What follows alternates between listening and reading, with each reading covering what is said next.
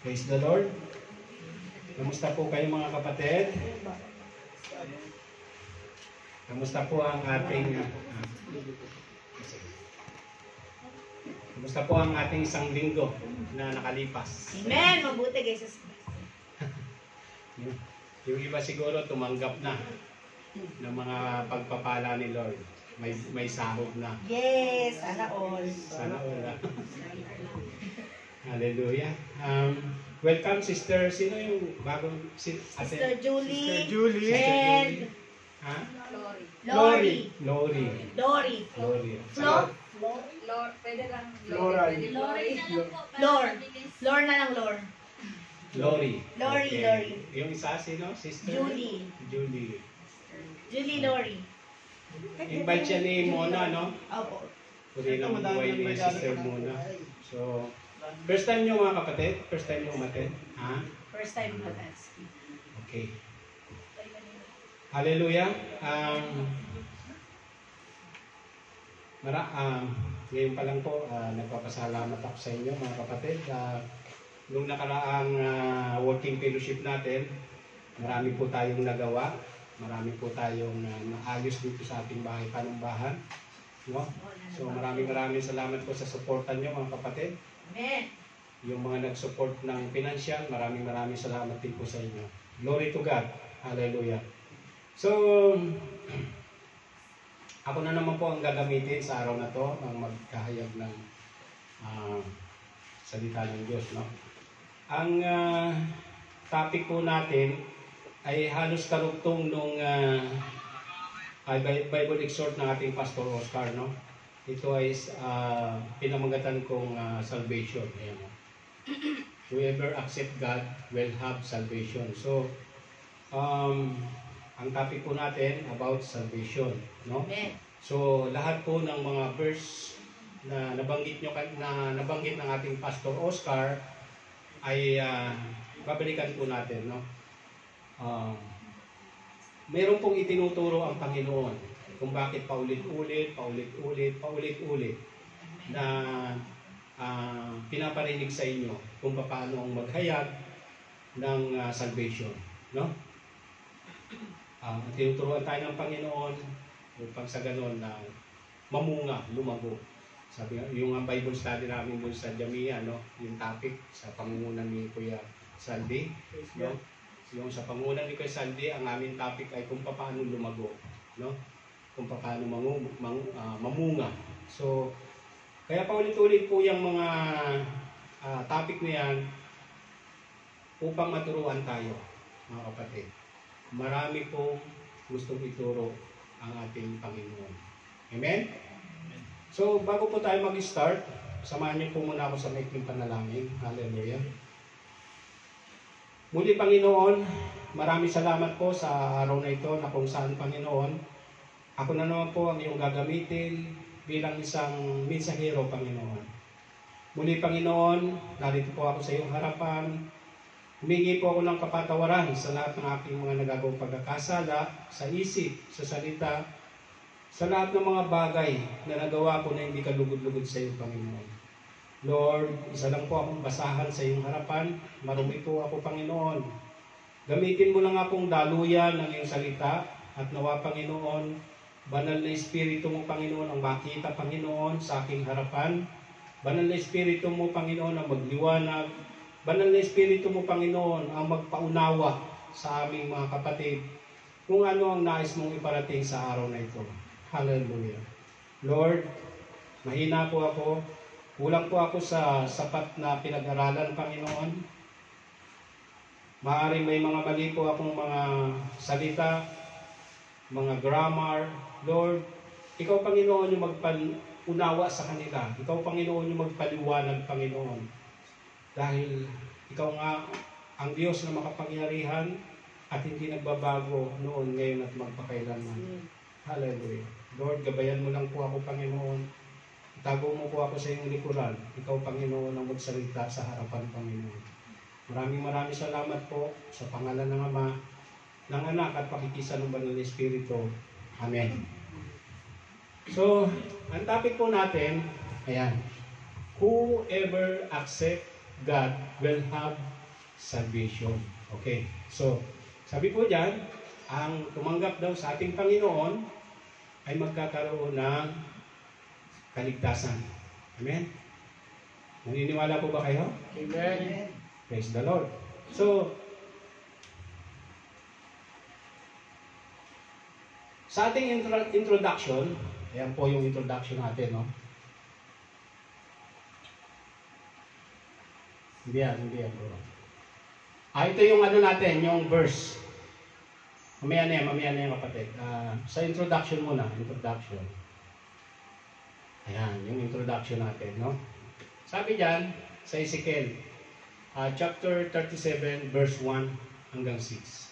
Sabi diyan, basahin niyo mga kapatid, no? Sabi diyan, napuspos ako ng kapangyarihan ng Panginoon at dinala ako ng kanyang espiritu sa gitna ng isang lampak na puno ng kalansay.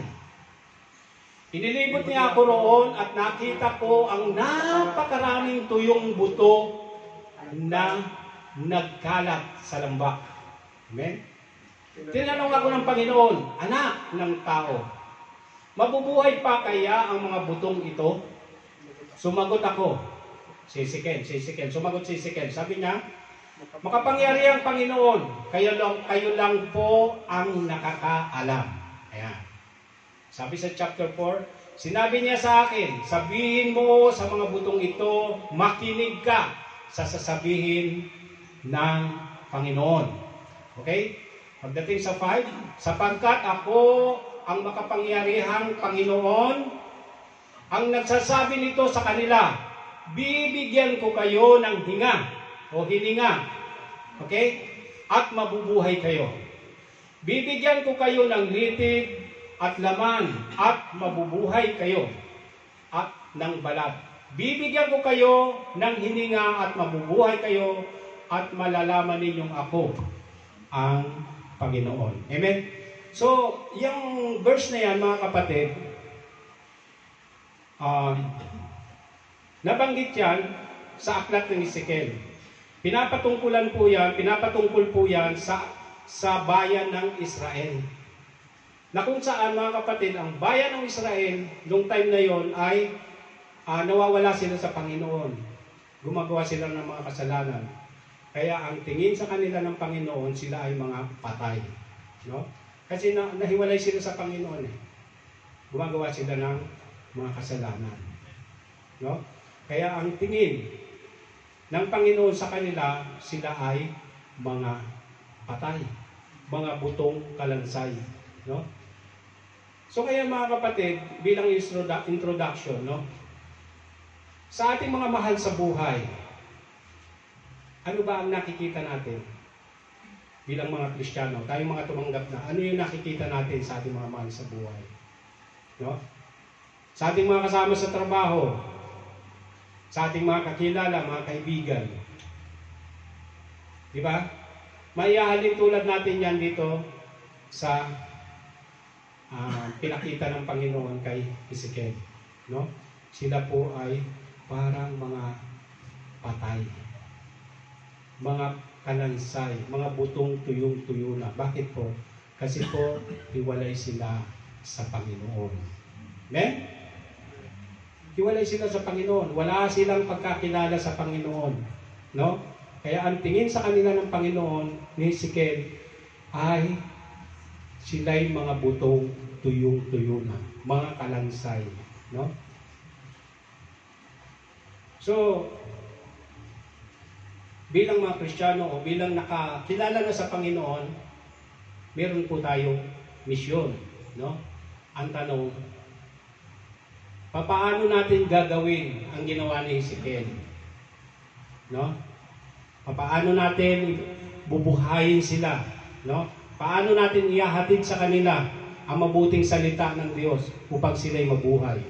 Upang sila'y mabalot ng laman, mabigyan ng litig, magkaroon ng hininga upang sila'y mabuhay sa paningin ng Diyos. Amen? Paano? Yan po ang topic po natin mga kapatid. Ayan. Kailangan natin sila ay magkaroon ng kaligtasan. So, balik tayo sa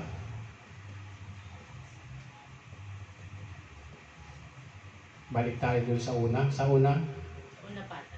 Sa una. Okay. Isa pa. Nakakalimutan ko dito dati yung ano. Ayan yung topic, no? Whoever accept God will have salvation. No? So, ibig sabihin dyan, kung sino yung tumanggap sa Diyos, ay magkakaroon ng kaligtasan. No? Mabubuhay silang muli. Amen? Ready na ba kayo? Amen. Ayan. So, sabi dito sa theology, sabi ng theology, sabi niya sa salvation, sabi diyan, deliverance from sin and its consequence believed by Christian to be brought about by faith in Christ. Amen? Yan po yung ano ng theology tungkol sa salvation. Amen mga kapatid? Ayan. So, ayan. Pupunta tayo sa main verse natin. Ayan. Ayan yung ating main verse. Nabanggit na ni Pastor Oscar kanina yan. So, sabi dyan sa main verse natin, John 3:16, sapagkat gayon na lamang ang pag-ibig ng Diyos sa sanlibutan, kaya ibinigay niya ang kanyang bugtong na anak upang ang sinuman mga kapatid, na sumampalataya ay hindi mapahamak, kundi magkaroon ng buhay na walang hanggan. Ayan. Ang sinuman. Sabi sa English, for God so loved the world that He gave His only Son, that whoever believed in Him should not perish but have everlasting life. Amen? So, ibig sabihin, walang tinatangi ang Panginoon. Walang pinipili. No? Maputi man ang kulay mo, maitim ka man, matangos man ang ilong mo, o mababa, o pango man ang ilong mo, may buhok ka man o wala, no? May pandinig ka man o wala, may mata ka, no? O wala, walang tinatangi ang Panginoon. Ang sabi diyan, who so believe, for God so loved the world that He gave His only begotten Son, that who believe in Him should not perish but have everlasting life. Amen? Kung sino daw yung sumampalataya. No? So, yan yung main topic natin. Yan yung main verse natin, mga kapatid. No? Sabi ng ating objective, okay, sabi ng ating objective, dapat nating maunawaan na ang kaligtasan mula sa Diyos ay walang itinatangi sapagkat sinabi ng ating Panginoon na ang sinumang sumampalataya, kabilang sa mga layunin ng kaligtasan, pagbibigay katuwiran, pagtubos, pagpapatawad, pagkakasundo, pagpapakabanan, at pagluluwalhati sa Diyos. Yan po yung ating layunin ng mensaheng ito. Amen? Yan po ang layunin. Yan ang gustong iparating ng ating Panginoon sa araw na ito. Ngayon ang tanong, paano maliligtas ang tao? Ayan. Paano sila magkakaroon ng kaligtasan? Ayan. Paano? Paano ba? Ano yung sabi doon sa Ezekiel? Sinabi ng Panginoon doon sa Ezekiel? Sinabi ni Lord kay Ezekiel, tao, manghula ka. Ibig sabihin, magpahayag ka sa mga butong ito. No? Magpahayag ka. Tao, magpahayag ka sa mga butong ito. Bibigyan ko sila ng laman. Babalutin ko sila ng, lalagyan ko sila ng litig. Babalutin ko sila ng balat. At bibigyan ko sila ng hininga at sila ay mabubuhay. Amen? So, magpahayag daw tayo. No? Yun ang gustong iparating dito ng Panginoon bilang mga Kristiyano. Magpahayag po tayo. Amen? magpahayag tayo ng salvation, ng kaligtasan. Amen po? Kasi nga po, ang tingin ng Panginoon sa mga tao na wala pang pagkakilala sa Diyos ay mga butong kalansay. Amen? Ayan. So, kailangan natin ang magpahayag. Sabi po dun sa ating verse, babalikan natin yung John 3:16. Sabi dito, malinaw ang paliwanag ni San Juan. No? Sabi dito, maliwanag ang paliwanag ni San Juan o ni John sa kaligtasan. Ang wika niya, sapagkat gayon na lamang ang pagsinta ng Diyos sa sanlibutan na ibinigay niya ang kanyang bugtong na anak upang ang sino man sa kanya sumampalataya ay huwag mapahamak kundi magkaroon ng buhay na walang hanggan. Dito po ay meron po tayong apat po na bagay na mahalagang malaman natin. Amen? Ano po ito? Ano po ito?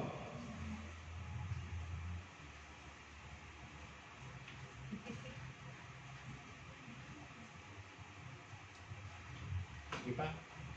Ang kaligtasan. Okay? Yan, 4 point. Sabi dyan sa 4 point main division natin, number 1, Diyos ang may akda na kaligtasan. Amen? Diyos daw ang may akda ng kaligtasan. Naniniwala po ba kayo doon? Amen. Amen. Kasi malinaw naman sinasabi doon sa John 3:16, di ba? Sabi dito, mga kapatid, ayan, Diyos ang may akda ng kaligtasan. Sabi dito, sa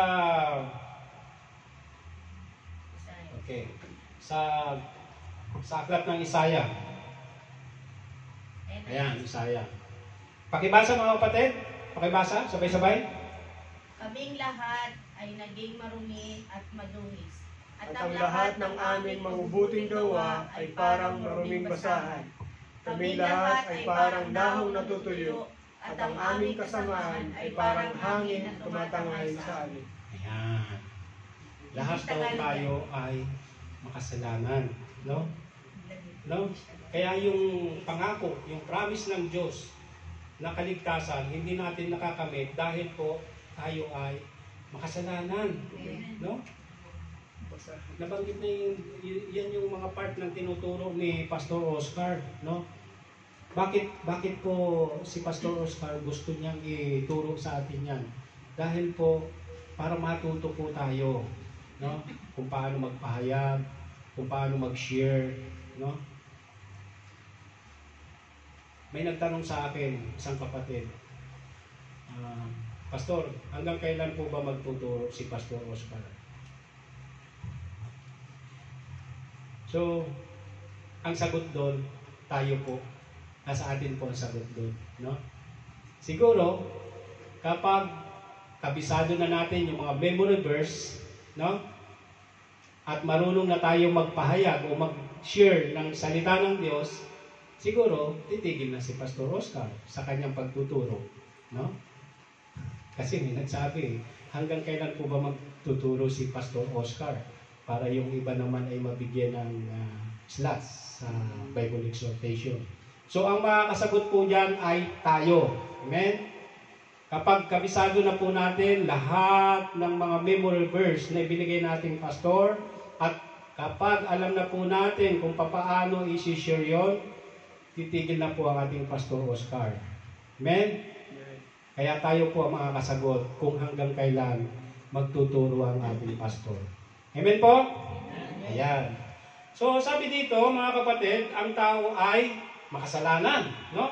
Sabi dito, sa Romans 3:10, no? Sabi doon sa Romans 3:10, ano yung memory verse natin? Romans 3:10, walang matuwid, wala kahit isa. Gaya ng nasusulat, walang matuwid, wala kahit isa. No? Sa Romans 3:23, anong sinasabi doon? All have sinned. Oh, yung mga nagme-memory verse, sige, paki-ano nyo. Medyo? Medyo. Okay. For all have sinned, come short of the glory of God. Yan. Ang lahat ay nagkasala at hindi nakaabot sa kaluwalhatian ng Diyos. Isaiah, Romans 6, 23. Romans 6:23. Ano ang sabi doon? For the wages of sin is death. Amen? Isa-isa para kung talagang nagbe-memory verse tayo. Okay, Kuya Sal. For the wages of sin is death, but the gift of God is eternal life through Christ our Lord Jesus Ayan. Christ. Amen. So, kaya nakita niyo mga kapatid, yung akda ng Panginoon na tayo ay magkaroon ng buhay na walang hanggan o kaligtasan, hindi po natin nakakamit yan dahil po sa ating mga binanggit na verse, mga kasalanan. Amen, mga kapatid? Ayan. Amen. Sabi dito, mga kapatid, ang taong wala sa katuwiran at kaligtasan na nagmumula sa Diyos ay walang magagawang may kabuluhan at halaga sa Diyos. Ano po yung sabi ng John 14:6? I am the way, the truth, and the life. Amen. No one comes to the Father. Amen. Nagme-memory verse talaga kayo. Sabi doon, ha? Ako ang daan at ang katotohanan at ang buhay. Walang makakaparoon doon sa Ama kung hindi sa pamamagitan ko. Amen. Si Jesus ang daan. Amen, mga kapatid? Amen. Si Jesus ang kailangan natin para sa kaligtasan.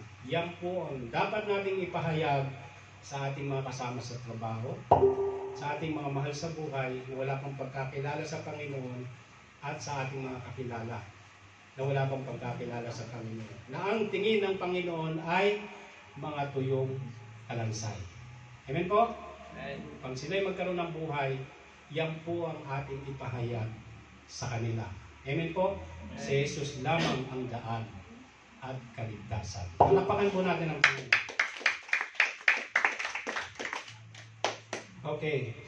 Sa next natin, 4 point siya, no? Unang point. So, second point. Ayan, second point. Hindi nabibili ng anumang sorry. Sabi po, hindi nabibili ng anumang gawa ang kaligtasan. No? Sabi doon sa Ephesians 2:8-9, sabi diyan, sapagkat dahil sa kagandahang loob ng Diyos, kayo ay mga naligtas sa pamamagitan ng pananampalataya. At ang kaligtasan ito ay kaloob ng Diyos at hindi sa pamamagitan ng inyong sarili, hindi ito ang bunga ng iyong mga gawa, kaya walang dapat ipagmalaki ang sinuman. Sa ibang salin, sabi doon, sabi doon, sa pagdatapwat, Sapagkat sa biyaya ay naaligtas. okay, sa ibang salin, pakiano mo nga sa ibang salin, sapagkat sa biyaya, kay nakaligtas sa pamamagitan ng inyong pananampalataya. Ito hindi sa inyong sarili, ito'y kaloob ng Diyos. Hindi sa pamamagitan ng gawa upang ang sino man ay hindi pagpul. Amen. Ayan. Tuloyin natin ang Panginoon sa buhay ni Kuya Marlon. Nagme-memory verse siya. Amen. So, kung lahat po tayo ay katulad ni Kuya Marlon, na kabisado na natin lahat ng mga tinuturo ni Pastor Oscar, masasagot na yung tanong ng iba na hihinto na si Pastor Oscar at mabibigyan na ng ang iba ng Bible lecture dito sa harapan. Amen? So, kailangan po natin mag-aral, mag-memory verse. Amen po mga kapatid? Upang matuto tayo kung paano magpahayag ng salvation. No? At yan po ang layunin ng ating pastor. Ang tayo ay matuto. No? Sabi dito, mga kapatid, yun nga, sabi dito, kung hindi kumikilos ang Diyos at isasagawa ang pagliligtas, ay walang pag-asa ang tao mula sa kasalanan. Dahil dito, walang may pagyayabang ang tao pagdating sa kaligtasan. Ang kailangan ng tao ay grace o kagandahang loob ng Diyos. Amen? Ang kailangan ng tao ay grace o kagandahan ng Diyos. So, ibig sabihin, may warning mga kapatid, no? May warning dyan sa verse na yan. Ano po yung warning? Hindi sa pamamagitan ng ating mga gawa, no? Hindi sa pamamagitan ng ating mabubuting gawa. Kahit pa napakarami mong ginagawang mabuti, kahit pa sinasabi mong ikaw ay nagbibigay ng mga malalaking malalaking halaga ng pera para sa mga charity, para sa mga simbahan, no? Hindi rin kasama ang sinasabi na okay lang na hindi umaten. Sumusuporta naman ako sa mga simbahan. Hindi po ganon. Ang sabi po doon, sabi diyan, hindi sa mabubuting gawa, kundi kaloob ng Diyos ang kaligtasan. No? So, paano natin makakamit ang kalooban ng Diyos? Ayan. Ayan mga kapatid. Paano natin makakamit ang kalooban ng Diyos?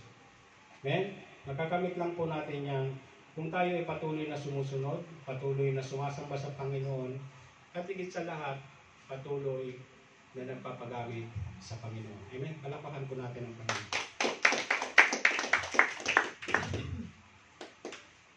Okay. Pang-tatlong point. Ayan. Masanay kasi ako dito. Andun na pala. Okay? Ito yung pang-apat nating, pangatlong point natin. Tanging pangalan ni Jesus ang kaligtasan. Ayan, katulad ng binanggit ko kanina. Halos nabanggit na rin yan kanina, no? Sabi dyan sa Acts 4:12, anong sabi? Sa kanino mang iba ay walang Ayan. kaligtasan. Sapagkat walang iba ang pangalan sa silong ng langit na ibinigay sa mga tao. Sukat natin kaligtasan. Amen. Ayan yung binabanggit ng Acts 4:12, no? Si Jesus lang talaga ang kaligtasan. Katulad ng sinasabi ko kanina, si Jesus lang ang kaligtasan. Sabi ng Acts 4:12, at sa kanino mang iba ay walang ibang pangalan ang binigay sa silong ng langit na sukat nating ikaligtas, no?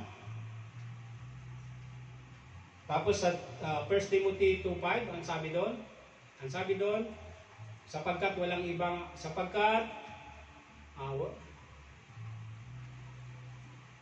ang sabi sa sino naka-memory? Anong verse pass? Nabablock ako, amen. 1 Timothy? 1 Timothy 2:5, For there is sapagkat One God, may isang tagapamagitan, sapagkat may isang tagapamagitan sa Diyos sa mga tao. Ang taong si Kristo Jesus. Amen? there is one God and there is one mediator between God and man, the man Christ Jesus. Amen. Amen. Tapos Romans 5:8, ano sabi doon? Ipinagtatagubili ng Diyos ang kanyang pag-ibig sa atin. Kung tayo makasalanan pa, si Kristo Jesus ay namatay dahil sa atin. Yan. Sabi dito mga kapatid, ang tao ay dapat na magdusa, ngunit si Jesus ang umako nito upang ang tao ay magkaroon ng katuwiran sa harapan ng Diyos. Dito nasasalig ang deklarasyon ni San Pedro na walang ibang pangalan na ikaliligtas ang tao kundi ang pangalang Hesukristo. Ayun, katulad ng binanggit dun sa Acts 4:12, no? Sabi dito, maraming ibang pamamaraan ng kaligtasan na itinuturo ang mga relihiyon. Ayan, sabi dito, maraming ibang paraan ng kaligtasan ang itinuturo ng mga relihiyon. Ngunit, kung lihis sila, sa katuruang ito, hindi sila makapagdadala ng tao sa kaligtasan. Amen? So, kahit pa anong dami ng mga relihiyon, no, na nagtuturo ng patungkol sa kaligtasan ng Biblia, patungkol sa kaligtasan, ngunit kung hiwalay sila sa ganitong katuruan na ang Panginoong Hesus lamang ang daan, pangalan lamang ni Jesus Christ ang kaligtasan, wala po silang makukuhang tao para maligtas. Amen? Wala po, kahit anong dami ng membro nila, wala po. Kapag lihis sila sa ganitong katuruan. Amen po? Ayan. Palakpakan po natin ang Panginoon. Okay, pang-apat natin. Ayan. Ayan. Hindi ko na nilagay kasi kabisado natin lahat yan. Di ba? Sino yung mga nagme-memory verse dyan? Ayan, isa-isahin niyo yan. So, ano yung pang-apat natin? Kailangan natin ng pananampalataya o kailangan ng pananampalataya ng tao upang makamtan ang biyaya ng kaligtasan. Okay. Kailangan ng pananampalataya. Amen? Anong sabi doon sa John 3:16? Ulit, sino yung makapagbibigkas niyang 1, 2, 3, 4? Yung 4 na verse na yan. Ayan, sige, tayo yung mga nag-memory verse. Tayo. Para si Pastor Oscar ay matuwa naman at tumigil na sa kanyang pagtuturo. Ayan. Sige, tayo. 4 po yan. Okay? 4. Okay, yan. Sige, ano. God so loved the world, He gave His only begotten Son, that whosoever believe in Him should not perish but have everlasting life. Amen. Praise God. O, sino pa? John 3:18. Sino po? John 3:18 pass. John 3:18. Sumasampalataya sa anak ay hindi hinahatulan. Bakit ang hindi sumasampalataya hinahatulan na? John 3:18. Ang hindi sumasampalataya hinahatulan na sapagkat hindi siya sumasampalataya sa pagtungan ng Diyos. Amen. Praise God. Palakpakan natin si Kuya Joe. John 3:36. Kuya Sandy. Whoever believes in the Son has eternal life. Whoever rejects the Son doesn't have life because God's wrath remains on them. Ayan. Hindi makakatagpo ng buhay. Amen? Romans 10:9-10. Mahaba-haba po yan. Romans 10:9-10. Sino po? Ilan lang yung nakita kong mga 1, 2, 3, 4. Si Kuya Ryan, palakpakan natin ang buhay ni Kuya Ryan, no? So, 4 lang po yung umano. Baka meron pa dyan. Sino pa? Diyan, Romans 10:9-10. Sige po. Ano? Ano po sabi doon? Ayan. Ayun. Amen. Praise God ulit. Okay. Hindi ko sa wala ba? Tingnan ko lang. Okay. If you declare with your mouth that Jesus is Lord and you believe in your heart that God's raised him from the dead, you will be saved because it is with your heart that you believe Okay. and are justified, and it is with your mouth that you profess your faith, you are saved. Amen. Palakpakan mo natin ang Panginoon. So ngayon, nakita nyo na po kung hihinto ba si Pastor Oscar sa pagtuturo o hindi. O magtutuloy-tuloy pa. Ano sa tingin nyo? Nasagot na. Bakit po? 4 lang po yung nag-ano sa inyo eh. 4 lang po. So ibig sabihin, 4 lang po yung nagme-memory verse. So paano tayo matututo? Kaya si Pastor Oscar tuloy-tuloy ang kanyang pagtuturo para po tayo matuto. Amen? Ayan. Kaya kayo mga kapatid, kung gusto nyong magkaroon ng slot na makatayo dito, magamit din ng Panginoon, no? Mag-memory verse po tayo. Amen? Mag-memory verse po tayo para si Pastor Oscar dito sa kanyang pagtuturo, no? At tayo naman ang magturo. Amen? Palakpakan po natin ang Panginoon.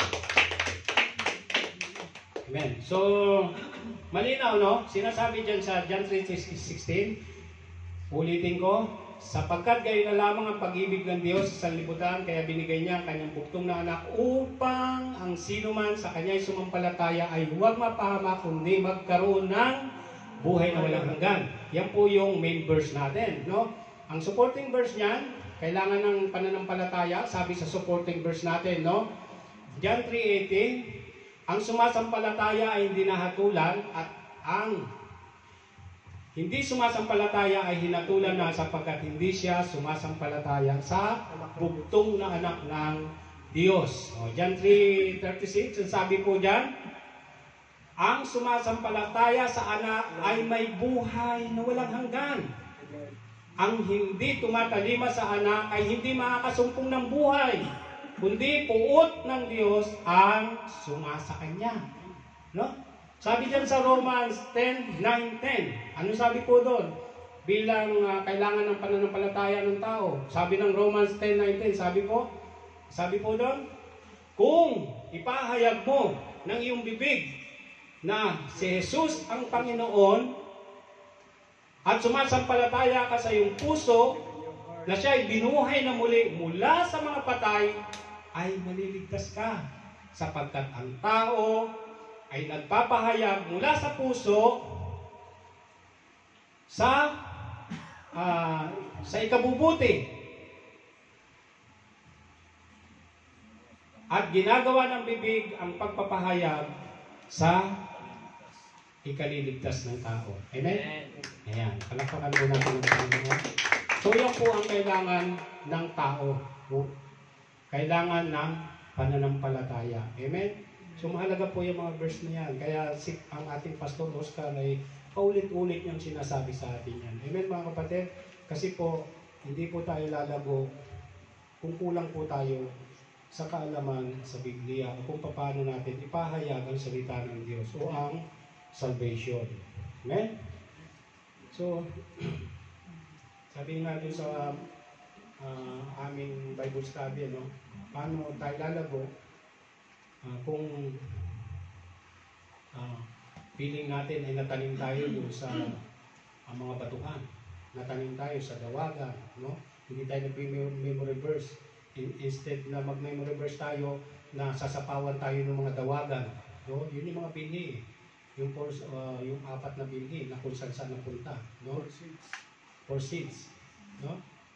O napunta tayo yung binhi, natanim tayo. Ibig sabihin, yung salita ng Diyos, ito, natanim na sa puso natin, pero parang nahulog lang doon sa tabing daan. No? Pagkatapos, tiluka ng ibon, nawala. Kasi kitang-kita siya, nasa tabi ng daan. O, sino yung ibon dyan? Si Satanas. O, tapos, pagdating doon sa pangalawa, napunta mo sa batuhan. O, tumubo nga naman. Medyo nag-memory verse. No? Medyo natuto sa memory verse. Pero, hindi lumago. No? Nawala din, nakalimutan. Bakit po? Kasi natanim po doon sa yung binhi doon sa batuhan, kulang sa lupa. No? Kulang sa abono kaya hindi lumago. No? Pagdating dito sa pangatlo sa dawagan naman, yung binhi napunta doon sa dawagan. No? Yung seeds. Instead na nabuhay siya, nung siya ay nabuhay, natakpan ng mga dawag. Sino yung mga dawag na yan sa buhay natin? Okay. Yung mga kaibigan natin, no? Ganito yan. Nag-memory verse na nga tayo. Okay. Tumubo na. Ang problema, ang dami nating kaibigan, no? Na mga dawagan. Okay. Ibig sabihin dyan, dawagan. Mga kaibigan na mga mahilig sa mga makamundong gawain, no? Instead na tayo yung nag-memory verse, pupunta tayo dun sa mga party-party, kung saan, sa mga galaan, no? So ano nangyari? Yung binhi na natanim sa atin, na instead na lumago, ay namatay. Dahil dun sa mga dawag, no? So mag-ingat po tayo. Piliin po natin yung pang-apat. Yung binhi na natanim dun sa matabang lupa. At nung siya'y sumibol, namunga ng tig-ilan? Kuya Sal? May namunga ng tig-5, may namunga ng tig-30 po, may namunga ng tig-6 na po at may higit pa. Ayan. So, yan yung topic ng Bible study namin dun sa Jamia.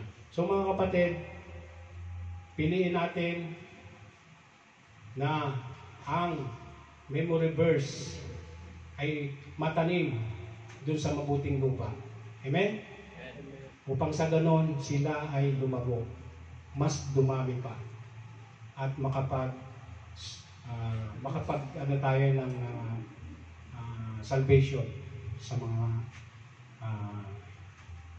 kalansay na sinasabi doon sa Ezekiel. Mga tuyong kalansay na wala pang pagkakilala sa Panginoon. Amen?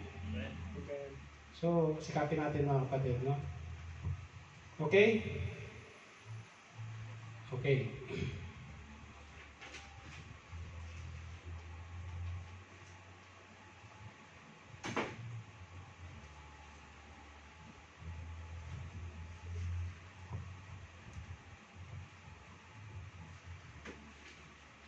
Tapos na tayo dun sa pang-apat, no?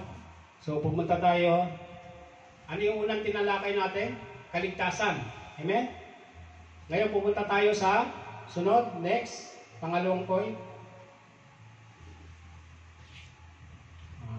Yan. Ito yung pangalawa natin. Ang larawan ng kaligtasan. Ano ba yung larawan ng kaligtasan? Ano ba yung larawan ng salvation? Sabi po dito mga kapatid, ang Biblia ay gumagamit ng iba't ibang larawan ng kaligtasan. Dahil dito ay may nag-iisip na iba-iba ang paraan ng Diyos. Tandaan po natin, iisa lamang ang paraan ng Diyos patungkol sa kaligtasan. At ito ay pinahayag niya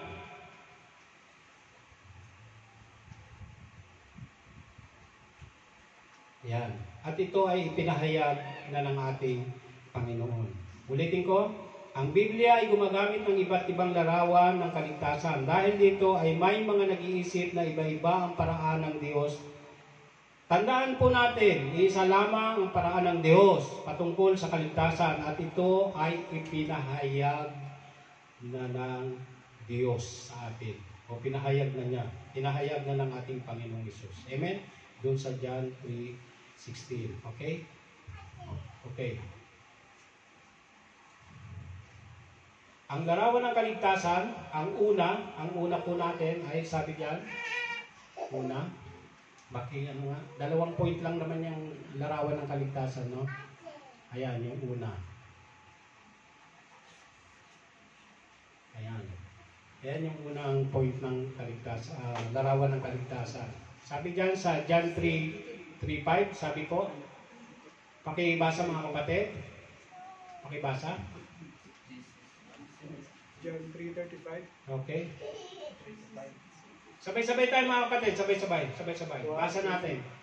Jesus answered him, Truly, truly, I say to you, unless one is born again, he cannot see the kingdom of God. For Nicodemus said to him, How can a man be born again? When he is old, he can enter second time into his mother's womb and be born. Jesus answered, Truly, truly, I say to you, unless one is born of water and spirit, he cannot enter the kingdom of God. Amen. So, yan yung isa sa larawan ng kaligtasan, no? Kailangan natin ang tayo ay maborn again. Amen? Maborn again. Sabi dito, sumagot si Jesus sa Tagalog, no? Tagalog po. Sumagot si Jesus at sa kanya sinabi, katotohanan sinasabi ko sa iyo, maliban na ang tao ay pinanganak na muli ay hindi na siya makakakita ng kaharian ng langit. Ibig sabihin niya, pinanganak na muli. Ngayon nagtanong itong si Nicodemo, sinabi sa kanya ni Nicodemo, paano may papanganak ang tao kung siya'y matanda na, makakapasok pa ba siya bilang ikalawa sa tiyan ng kanyang ina at ipanganak? Yan. Sumagot si Jesus. Sabi ni Jesus, ano yung sabi ni Jesus dyan? Katotohanan sinasabi ko sa inyo, maliban na ang tao'y pinanganak ng tubig at ng Espiritu ay hindi na siya makakapasok sa kaharian ng langit. Amen? So, kailangan natin mga kapatid ang maborn again. Ipanganak na muli sa tubig at sa Espiritu. Amen mga kapatid? Ayan. Para makamit natin ang larawan ng kaligtasan. Amen po? Ayan. Paano napabilis ha? May ano pa ba? Mahaba-haba pa ba yung oras natin? Okay, ikalawa. Next, Sister Mona. Ayan. Pagsisisi at bautismo. Repent. Ayan. Repent and be baptized. Okay, sabi dyan sa Acts chapter 2, verse 38, sumagot si Pedro, pagsisihan ninyo, talikuran ang inyong mga kasalanan at magpabautismo kayo sa pangalan ni Jesucristo upang kayo'y patawarin at tatanggapin ninyo ang kaloob ng Espiritu Santo. Sino po dito yung mga nabaptize na? Taas ang kamay. Nabaptize na. Nabaptize na pala kayo, sis. Muna yung schedule. Ha? Muna yung schedule. Schedule. Oh. Mayroong binubuo ang ating kuya ninyo. No? Hintayin nyo yung binubuo niya na plan na magkakaroon tayo ng water baptism. Amen? Kaya yung mga ano dyan, yung mga hindi pa nabaptize, magpabaptize na po kayo. At medyo class yung baptism ninyo kasi sa mamahaling hotel yata yung gaganapin sa ano bang hotel yun? Wow, mga 5-star hotel. Swimming pool, isang 5-star hotel. Bas, papabaptize ulit ako. Parang gusto ko magpabaptize ulit. Amen. So, mga kapatid, sabi dyan, malinaw, no? Kailangan natin mabaptize. Amen? Upang makamit natin yung banal na Espiritu. May bigay sa atin yung banal na Espiritu. Amen? At yung banal na Espiritu na yan ang mag-guide sa atin. Kung paano lumago sa atin sa pagpapahayag ng salita ng Diyos. Amen, mga kapatid? Amen.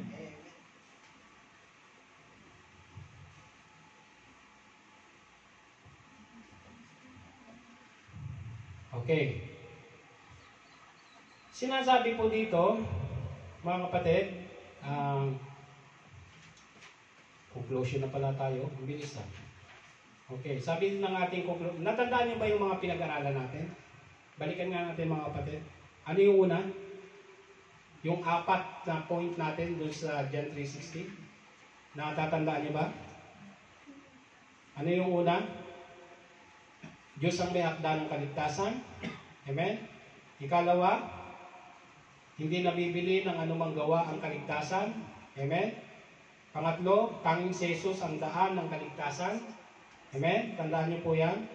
At ang ika-4, kailangan ng pananampalataya ng tao upang maligtas. Amen? At ang larawan naman ng kaligtasan, ano yung unang point natin? Pagkasilang na muli o maging born again. Amen? Yun yung larawan ng kaligtasan. At ang pangalawa ay ang pagsisisi at bautismo. Amen? Malinaw mga kapatid? Yan po ang kaligtasan. Amen? So, ayon dito sa ating ayon po dito sa ating conclusion, no?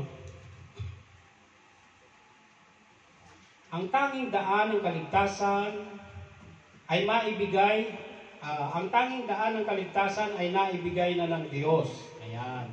Naibigay na po ng Diyos ang tanging daan ng kaligtasan. At yan po ay nabanggit kanina doon sa aklat ng John 3:16. Amen po? Malinaw ang sinasabi doon kung paano tayo maliligtas. Ito ay sa pamamagitan ng Panginoong Hesus sa kanyang kamatayan sa krus. Ang hinihingi lamang ng Diyos ay malaman, ang hinihingi lamang ng Diyos ay manampalataya at mamuhay ng ayon sa ginawa ng Panginoon. Amen? Mabuhay tayo ayon sa ipinangaral ng ating Panginoong Jesus. Amen po? Tumanggap at manampalataya sa Diyos upang makamit natin ang banal na Espiritu at ang tamang relasyon sa Diyos. So, malinaw mga kapatid na kinakailangan natin tumanggap sa Panginoon upang sa ganon makamit natin ang banal na Espiritu. Amen po? Ano po yung sinasabi ng ano? Babalikan natin yung ating mga memory verse. Ano po yung sinasabi ng Romans 3:10? Anong sabi po doon? It is written, there is no righteous, not even one. Ang sabi Kaya doon? lang nasusulat. Gaya ng nasusulat, walang matuwid. Wala, ano, mali. Tama, Romans 3:10. Gaya ng nasusulat, walang matuwid, wala kahit isa. Amen? John 3:16. God so loved the world that he gave his only begotten Son, that whosoever believe in him shall not perish but have an eternal life. Okay. Romans 3:23. For all have sinned. Sabi sa Romans 3:23. Okay, sabi doon, ang lahat ay nagkasala at di nakaabot sa kaluwalhatian ng Diyos. Amen? Lahat po tayo ay nagkasala at hindi nakaabot sa kaluwalhatian ng Diyos. Kung paano hindi natin nakakamit ang tunay na kaligtasan dahil po sa kasalanan. Romans 6:23, sinasabi doon, ang kabayaran ng kasalanan ay kamatayan, datapwat ang walang bayad na kaloob ng Diyos ay buhay na walang hanggan sa pamamagitan ng ating Panginoong Jesucristo. Sa Acts 4:12, John 14:6, Romans 5:8 muna. Romans 5:8, sabi ng Romans 5:8, anong sabi po doon? But God demonstrated his strength. Sapagkat pinagtatagubilin ng Diyos ang kanyang pag-ibig sa atin nung tayo makasalanan pa, si Kristo ay namatay sa krus dahil sa atin. John 14:6, sabi doon, I am the way. ako ang daan, ang katotohanan at ang buhay. Walang makakaparoon sa Ama kung hindi sa pamamagitan ko. Amen? Acts 4:12, at sa kanino mang iba ay walang ibang pangalan ang ibinigay sa silong ng langit na sukat natin ikaligtas. Sa 1 Timothy 2:5, sabi po doon, okay? Sapagkat may isang Diyos at may isang tagapamamagitan sa Diyos sa mga tao, ang taong si Kristo Jesus. Okay? John 3:18, ang sumasampalataya ay hindi nahatulan at ang hindi sumasampalataya ay hinatulan na sapagkat di siya sumasampalataya sa bugtong na anak ng Diyos. Amen? John 3:36. Ano po doon sabi? Whoever believes in the Son Ang sumasampalataya ay may buhay na walang hanggan. Ang hindi sumasampalataya ay hindi mga sumpo ng buhay. Kundi buod ng Diyos ang sumasama. Amen? Ang sumasampalataya ay may buhay na walang hanggan. Ang hindi tumatalima sa Diyos ay makakita ng buhay. hindi makakita ng buhay. Kundi buod ng Diyos ang sumasakanya. Amen? Roman 10:9-10. Balikan lang natin to para paulit-ulit ma-memory verse natin talaga. No? Kasi yun naman talaga gusto ng ating Pastor Oscar. Romans 10:9-10. Anong sabi po doon? You declare with your Sabi mouth doon, that Jesus is Lord. kung ipahayag mo sa iyong bibig na si Kristo ang Panginoon at sumasampalataya ka sa iyong puso na siya ay binuhay na muli, ikaw ay maliligtas. Amen? Sapagkat ang tao ay nagpapahayag mula sa puso sa ikabubuti at ginagawa ng bibig ang pagpapahayag sa ikaliligtas. Amen? Okay? John 10:10. Anong sabi doon? Ako'y naparito. Amen? Ang magnanakaw daw ay naparito upang pumatay, pumatay. No? Pumuksa. Pero anong sabi ng Panginoong Hesus? Ako'y naparito upang kayo ay magkaroon ng buhay na walang hanggan. Amen? So, mga kapatid, nais nyo bang tanggapin ang Panginoon? Nais nyo bang tanggapin sa ating mga baguhan na ngayon palang naka-attend? Malinaw po ba yung malinaw po ba sa inyo yung narinig yung mabuting balita ng Diyos patungkol sa kaligtasan? So, nais nyo bang tanggapin ang Panginoon sa buhay ninyo? Bilang upang magkaroon tayo ng buhay na walang hanggan at kasaganaan ito? Sinasabi ng John 10:10. Gusto nyo po ba ng buhay at kasaganaan nito. Amen. Gusto niyo po ba? So, lapit po kayo at pag-pray ko po kayo. Kayong dalawa po. Sino po yung baka hindi pa nakakatanggap sa Panginoon? Lapit po kayo dito.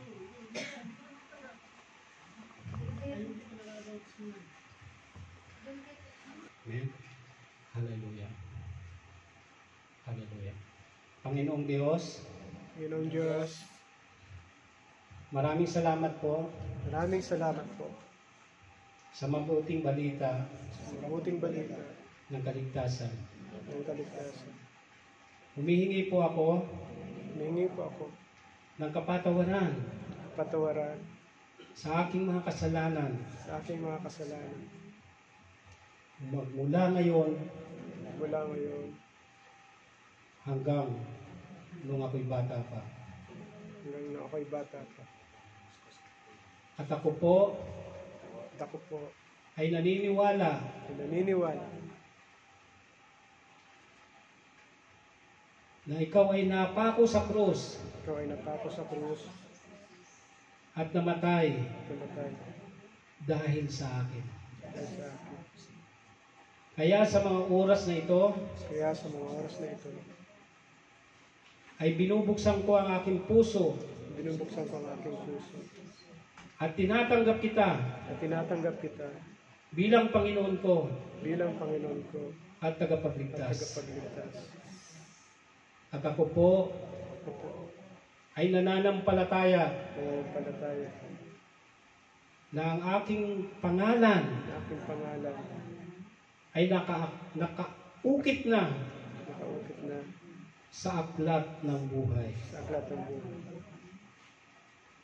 Hinahayaan ko rin Nahayang ko rin na ang banal na Espiritu sa banal na Espiritu ang manguna sa akin. kumanguna sa akin. Panginoong Jesus, Panginoong Jesus, maraming salamat po maraming salamat po sa kaligtasan sa ligtasan. at buhay na walang hanggan. Buhay na walang hanggan. Amen. Amen. Hallelujah. Panginoon, ang dalawang kapatid namin na ito na ngayon palang umatin, Panginoon, dinudulog ko sa iyo, Panginoon, na nawa, Panginoon, ay hindi sila mahatak ng anumang gawa ng kalaban, anumang gawa ni Satanas. Nawa, Panginoon, ang dalawang kapatid na ito, Panginoon, ay patuloy kanyang makilala, patuloy kanyang marami silang matutunan na nanggagaling sa iyo. Yes, Lord. Dahil nga, kung kami hiwalay sa iyo, para kami mga bangkay, para kami mga patay, para kami mga kalansay.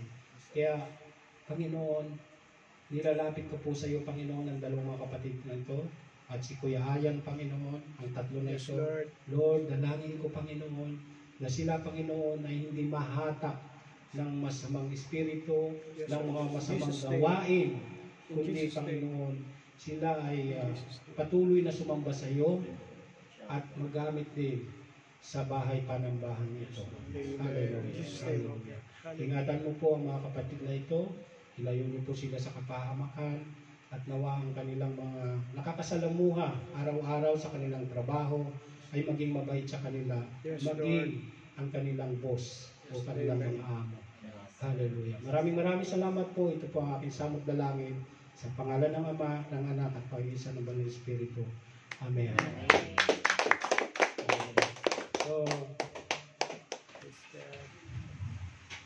So mga kapatid, malinaw ang sinasabi ng kaligtasan, ano? At ini-encourage ko po kayong muli, mga kapatid, bilang pangwakas natin. Ini-encourage ko po kayong muli na huwag niyo pong hayaan na mawala sa inyo yung mga tinuturo ng ating Pastor Oscar, yung mga memory verse, no? Huwag niyo pong hayaan na mawala, no?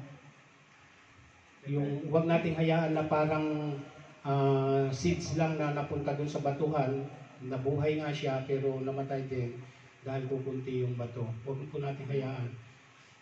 Sikapin po natin ang mga memory verse na binibigyan nating Pastor Oscar ay natanim doon sa matabang lupa upang sa ganon mas lalo pang dumami. Amen? Lumago. Amen mga kapatid? So maraming salamat po at samahan niyo po ako sa pangwakas na panalangin. Hallelujah. Lord, maraming salamat po Panginoon sa oras na ito. Nawa Panginoon ay naging malinaw sa kanila Panginoon kung paano po ba ang maghayag ng iyong salita Panginoon. Hallelujah. Kung paano po namin gagamitin ang mga memory verse na binigay na ating pastor, ng aming Pastor Oscar. Lord, sinabi mo nga sa iyong salita sa Romans 1:16, sinabi mo nga doon, hindi namin ikinahihiya ang Ebanghelyo sapagkat ito ang kaligtasan o ito ang kapangyarihan ng Diyos ay kaliligtas ng bawat sumasampalataya, Hudyo man o Grego. So, Lord, pinangahawakan namin itong salita na ito, Panginoon. Hindi po namin kinahiya ang Ebanghelyo at saan man kami, Panginoon, mapunta o saan man kami madakos o saan makahalubilo man kami sa mga taong wala pang pagkakilala sa Panginoon, ay sa iyo Panginoon ay maihayag namin ang Ebanghelyo Panginoon. Hallelujah. Patuloy mo kaming gamitin Panginoon, patuloy mo kaming palakasin Panginoon. Maraming salamat po sa mga tinuro mo sa araw na ito. Ito po ang aking samot dalangin sa pangalan ng Ama, ng Anak at Pakikisa ng Banal na Espiritu. Amen.